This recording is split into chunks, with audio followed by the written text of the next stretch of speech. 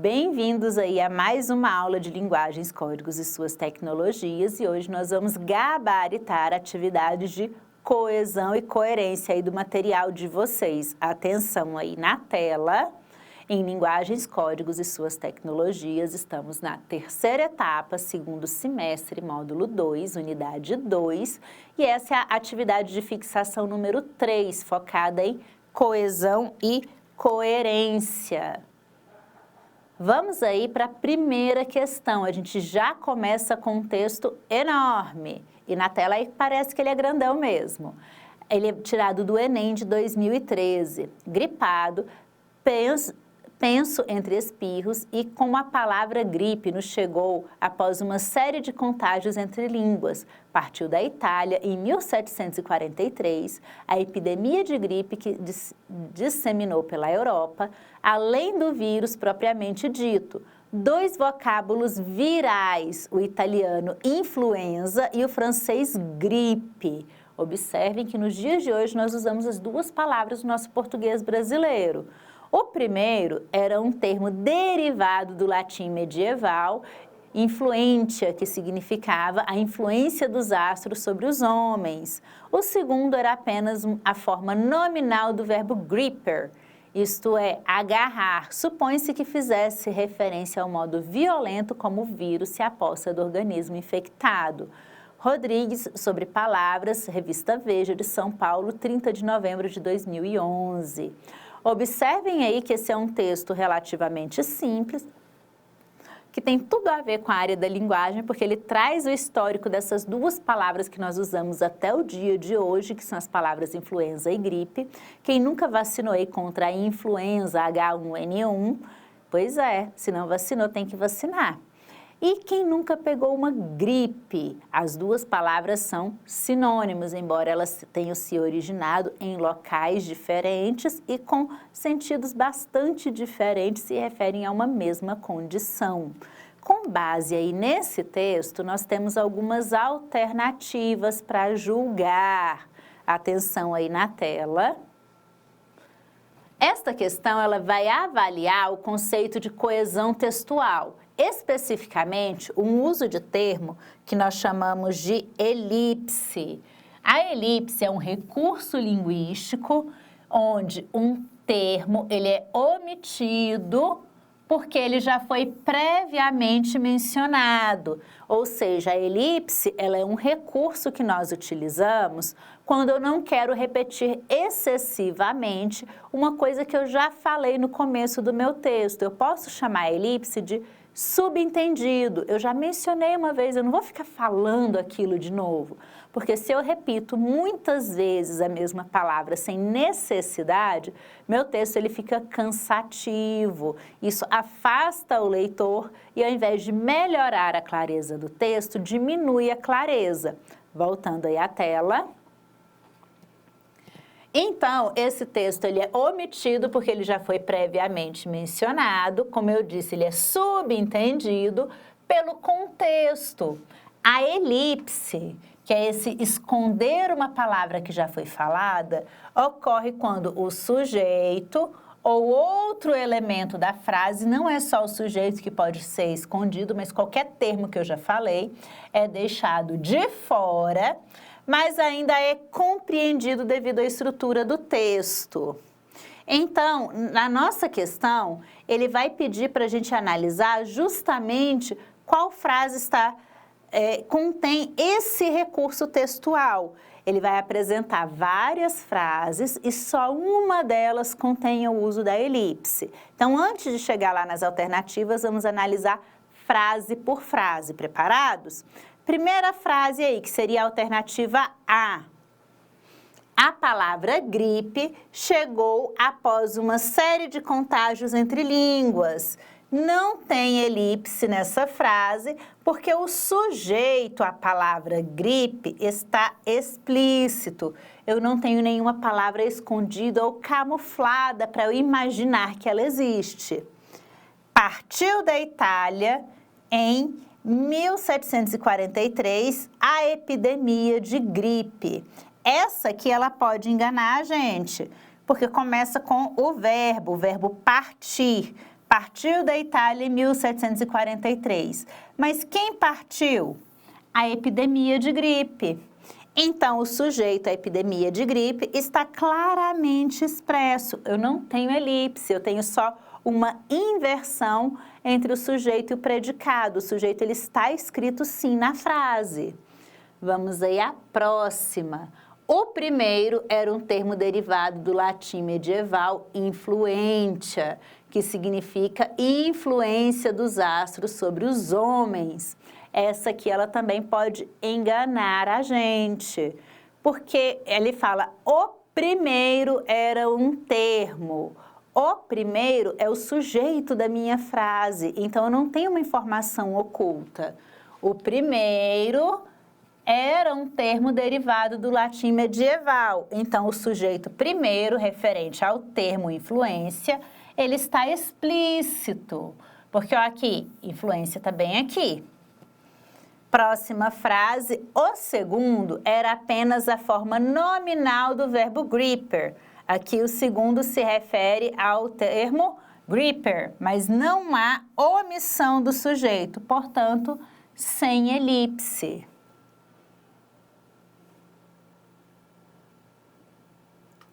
Então, a única que sobra para a gente é, supõe-se que fizesse referência ao modo violento, como o vírus se apossa do organismo infectado. A única opção em que, de fato, eu tenho uma elipse é a última alternativa. Na frase, supõe-se que se fizesse referência ao modo violento, como o vírus se apossa do organismo infectado, o sujeito não está explícito, porque quem supõe? Quem está supondo? Isso acontece porque o texto, anteriormente já mencionado, tem a informação, olha aí. Então, olha aí, na frase, supõe-se que se fizesse referência ao modo violento, como o vírus se apossa do organismo infectado, o sujeito não está explícito, está subentendido, porque o texto já mencionou quando ele disse o segundo, lá na frase anterior, referente ao termo gripper. A omissão do sujeito é um exemplo de elipse, pois o leitor pode identificar a quem o verbo fizesse referência. Por que esse exercício ele é considerado de complexidade alta? Agora vem aqui comigo. Nossa, professora, tem muitos deles que parece que não tinha referência. Mesmo com a explicação, ainda fiquei na dúvida. Acontece porque quando nós vamos responder esse tipo de questão, não adianta olhar só as alternativas. Eu tenho que pegar a alternativa e comparar com o corpo do texto. Eu nunca vou analisar a minha alternativa sem comparar ela com o corpo do texto.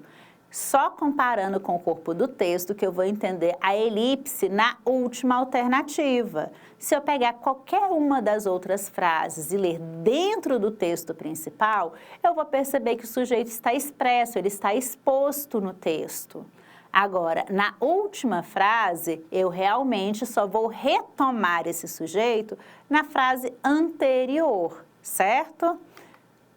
Vamos aí para o próximo. Mais um texto grande.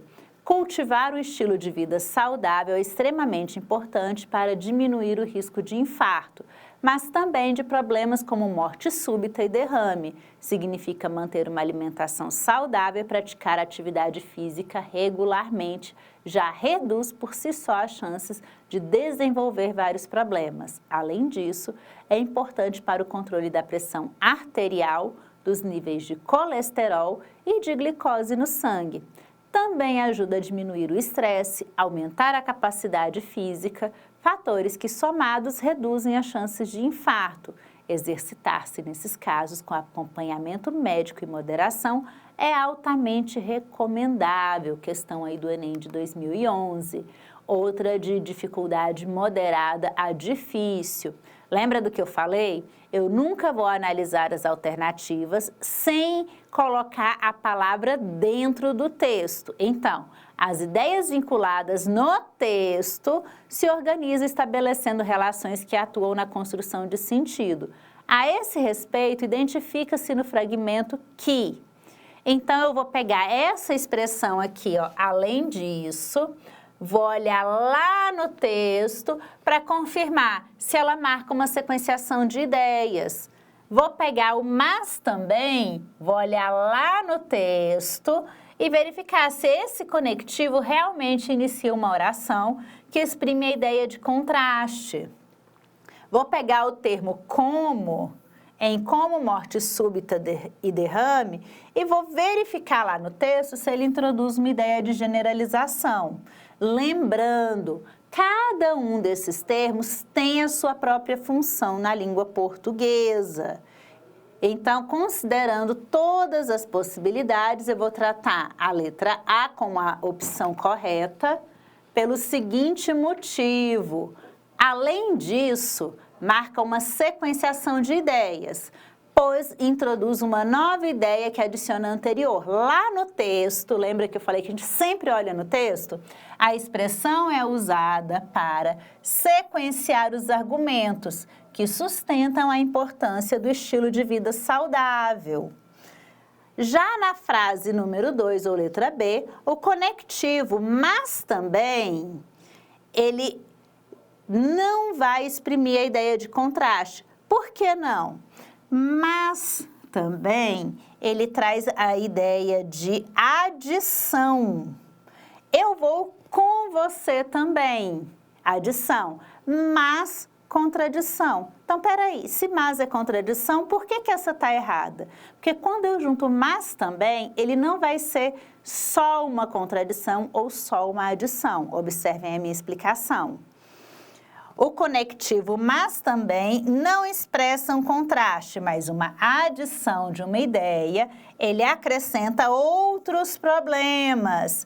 Então, esse mas, que é uma adversativa que sozinho seria uma contradição, quando ele fica junto com a palavra também, ele vai somar as coisas. Então, mas também é uma adição dos problemas que já foram apresentados, mas também como morte súbita e derrame. Então, ele acrescenta informações. O termo como, ele está sendo utilizado para exemplificar problemas que o estilo de vida saudável pode prevenir. Então, ele não vai introduzir uma generalização, ele vai introduzir um exemplo.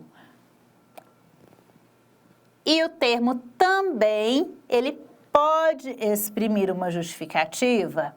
Nesse caso, não. O termo também é utilizado para adicionar informações. Ele não justifica. Então, no texto, ele é usado para acrescentar outro benefício de um estilo de vida saudável. Então, conhecer a função das classes de palavras é muito importante para a gente entender o significado delas nas frases. Então, se eu sei que também indica uma adição, ele não vai servir para justificar, ele vai acrescentar ideias. Quando eu coloco a adversativa mas na frente do também, eu estou acrescentando ideias que são levemente contraditórias, são ideias teoricamente negativas aí no meu texto. Por conta de todas essas explicações aí, a única alternativa correta, letra A, o além disso, porque ele vai marcar uma sequência de ideias. Eu gosto de você, além disso eu te acho legal. Eu confio em você, além disso eu acredito no seu potencial de estudante. Então eu estou acrescentando uma sequência de ideias, certo? Vamos aí para a nossa próxima questão. Questão 3. Atenção aí. Essa também ela é grande. Eu não vou ler uma por uma, vou partir direto para o gabarito e nós vamos analisar depois de ver o gabarito, certo? Porque essa questão é grande. Sobre a coesão textual, estão corretas as seguintes proposições. Já vou adiantar para vocês que a 1, a 3 e a 5 são as que estão corretas. Proposição 1, 3 e 5. Vamos entender por que só essas estão corretas? Proposição 1. A coesão textual está relacionada com os componentes da superfície do texto, ou seja, ela está ligada às frases que compõem o texto. Esses componentes devem estar conectados entre si em uma sequência linear por meio de dependências de ordem gramatical. Isso aqui é praticamente o enunciado de uma gramática normativa.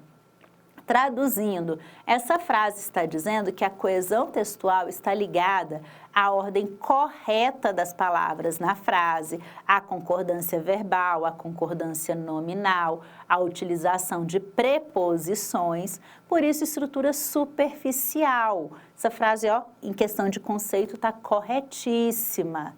Atenção, coesão textual depende da correta organização dos elementos do texto, como preposições, que são os conectores, pronomes, e estabelece uma conexão lógica entre as frases e os parágrafos. Então, sempre que o seu professor fala que vai corrigir a coesão do seu texto, da sua redação, significa que ele está olhando se você utilizou corretamente o verbo, o sujeito, a preposição, o plural e o singular, se a sua frase concordou em número e gênero. É isso que a coesão textual analisa.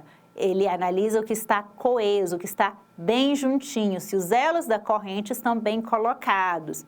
Imagina que você é um ourives, um profissional que trabalha com joias, com ouro, e vai fazer um colar de ouro. E você começa a confeccionar os pequenos anéis. Para o seu colar ser perfeito, cada anel tem que ter o tamanho certo e o encaixe perfeito no próximo anel até formar a corrente, não é? Agora, se eu faço um grande, um pequeno, um fino, um grosso, se o meu anel ele não fica bem fechadinho e tem uma abertura que na hora que eu puxo a minha corrente, ela solta, significa que a coesão da corrente não está bem feita. A mesma coisa acontece quando eu utilizo um verbo com a conjugação errada, quando eu digo ela meia. Lembra do exercício lá do vídeo passado? Que a palavra meio, no sentido de pouco, ele é invariável? Então, essas concordâncias verbais e nominais são como os elos da corrente da nossa frase e, em consequência, do nosso texto, da nossa redação. Então, se a coesão não está boa, o texto ele vai ficar meio capenga, certo? Vamos à próxima frase aí. A coesão, ela é imaterial e não está na superfície textual. Como que ela pode ser imaterial se ela depende das palavras? Se para saber se um texto está coeso, eu preciso saber se a palavra ela e o verbo está estão na mesma conjugação. Se eu colocar ela está, eu já errei na minha coesão, porque o meu verbo concorda com o meu sujeito. Em número, olha aqui, ela está. Eu não posso dizer elas está, a coesão está errada. Então, a coesão ela é material. Qual que é a materialidade dela? Eu vejo a concordância se ela está certa ou se ela está errada. Então, ela é material, isso aqui está errado. E não está na superfície, aqui está na superfície do texto, eu bato o olho e eu já vejo. Compreender aquilo que está escrito dependerá dos níveis de interação entre o leitor e o autor do texto. Não mesmo. Por esse motivo, o mesmo texto pode apresentar múltiplas interpretações. Esse conceito, ele não vale para coesão, ele é outro conceito de outro elemento da compreensão textual. Ele estaria correto daqui para frente se ele não estivesse falando de coesão textual, mas de outro elemento. Então, a coesão textual, ela está sim diretamente ligada aos elementos, que é aquela proposição 1, ela está na superfície do texto, que são as palavras, as frases, os conectivos.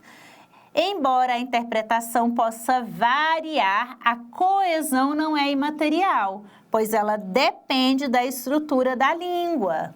Então, se o português tem uma norma, ele tem uma materialidade. Essa materialidade é como a gente usa a regra, a norma. Proposição 3, aquela que eu disse para vocês que está correta. Por meio do uso adequado dos conectivos e dos mecanismos de coesão, podemos evitar erros que prejudicam a sintaxe e a construção de sentidos do texto. Correto, porque os mecanismos de coesão, como as conjunções, os pronomes, as elipses e outros, garantem a clareza, porque eu sei onde está meu sujeito, onde está meu predicado, o que é masculino e o que é feminino, garante a fluidez do texto e ajuda a evitar ambiguidades e erros que poderiam comprometer a interpretação. 4, tá incorreto. Vamos ver por quê?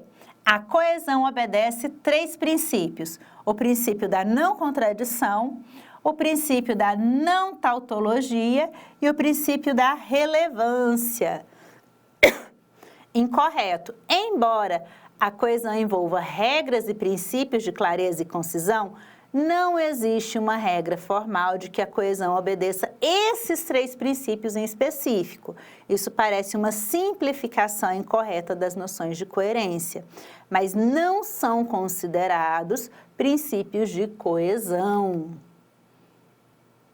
Eu posso utilizar esses princípios como forma de manter a coesão? Posso. Eles são conceitos 100% errados? Não, mas eles são muito mais uma referência do que princípios propriamente ditos. Vamos aí para o próximo, que está correto. Entre os mecanismos de coesão estão a referência, a substituição, a elipse, a conjunção e a coesão lexical. Correto? Por que está correto? Se eu faço uma referência a alguma coisa, eu estou utilizando uma ferramenta de coesão. Está coerente com o quê? O meu referencial. Se eu estou falando de história do Brasil e eu cito um documento de Dom Pedro I, ou eu cito um trecho da carta de Pero Vaz de Caminha, isso é uma referência, um elemento de coesão que vai dar o quê? Um argumento para o meu texto. Substituição. Quando eu substituo um nome por um pronome equivalente, é para isso que eu utilizo pronomes demonstrativos. Eles vão o quê? Impedir que eu repita com muita frequência o mesmo termo. A mesma coisa acontece com o uso da elipse. Já falei uma coisa na frase anterior. Para não repetir, eu uso a elipse. E, penúltima, a conjunção. Vou utilizar as conjunções como pontes de ligação entre conceitos, da mesma forma como eu utilizo as preposições. E a coesão lexical, que é quando eu vou concordar aí em gênero, número e grau para minha frase ficar certinha. Nossa aula está longa, então vamos acelerar. Questão 4, na frase, sou coletivo, tenho o mundo dentro de mim. Olha aí que imagem bonita que eu achei. O elemento coesivo que melhor uniria essas duas orações é o E. Ele é um conector que melhor une as orações, indicando uma relação de adição entre as ideias apresentadas. Normalmente, quando eu quero somar duas ideias, a melhor conjunção, na minha opinião, é o E. Questão 5. Qual enunciado abaixo apresenta a não incoerência textual? Olha aí de novo, o nosso não. Eu quero um que não seja incoerente. Não estudou nada, portanto, não passou na prova. A frase está correta. Deixa eu limpar aqui. A frase está correta, portanto, é um conector conclusivo que está sendo utilizado corretamente para indicar uma relação de consequência. Por quê? Sempre que eu indico uma conclusão, eu estou fechando o assunto e muitas vezes o fechamento ele pode ser uma consequência. Então, quando eu utilizo conectivos como portanto, eu tenho uma causa e uma consequência. Qual que é a causa? Não estudou nada. Qual que é a consequência? Portanto, não passou na prova. Facinho, né? Eu espero que com essas dicas vocês consigam aí melhorar o seu desempenho e arrasar nas atividades avaliativas aí da plataforma. Muito obrigada, vejo vocês em outros vídeos aí.